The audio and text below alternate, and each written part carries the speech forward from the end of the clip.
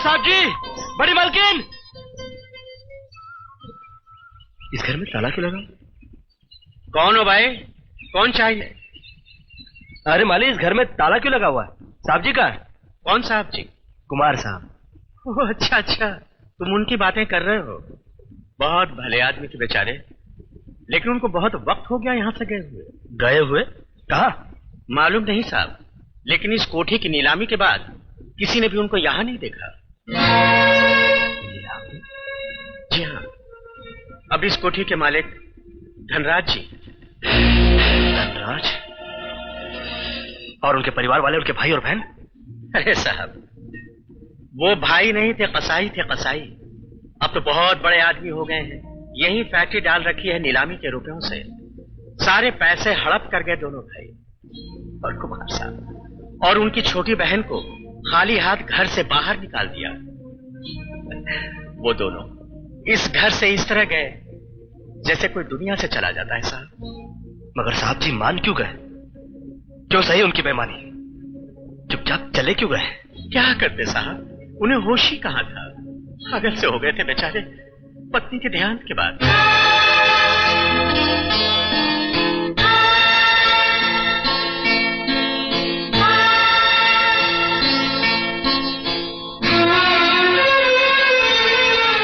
कुमार साहब कहां चले गए कृष्णा? ये किसी को नहीं पता, लेकिन अच्छा हुआ तुम आ गए। बहुत दिनों से एक बोझ था मेरे सीने पे, अब शायद हल्का हो जाए। मगर नागपाल साहब, ये सब आपकी जिंदगी में अचानक कैसे हो गया? आपकी बीवी मर गई, बेटी विधवा हो गई, और मुझे कैंसर हो गया। क्या? पाप में डूबने वाला दुख में तैरता कृष्णा। तुम्हारे साहब जी की फैक्ट्री में आग लगी नहीं थी, लगाई गई थी। धनराज के हाथों बिक के वो आग मैंने खुद लगाई थी कृष्णा, वो आग मैंने खुद लगाई थी। राज,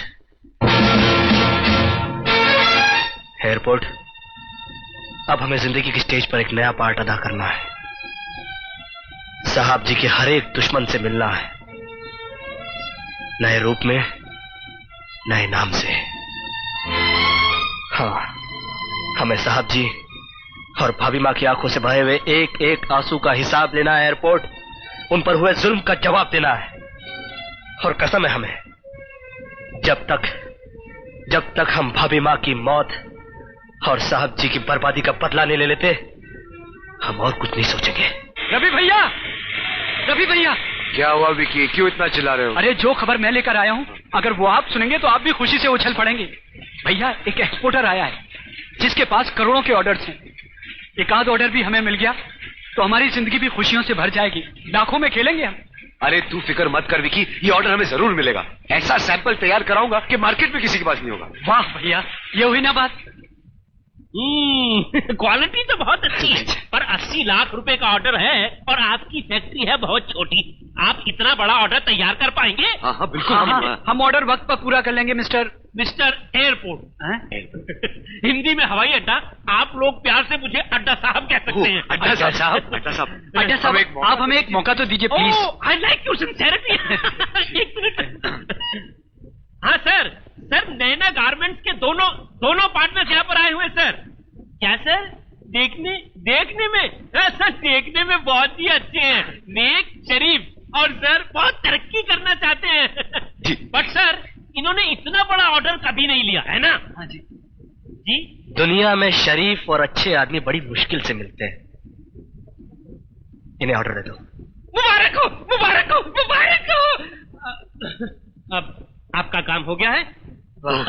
आप ऐसा कीजिए, बाहर मेहता साहब से 5 लाख रुपए उठा लीजिए, एडवांस ले लीजिए। अच्छा, थैंक यू मिस्टर अड्डा। बाय। ओके।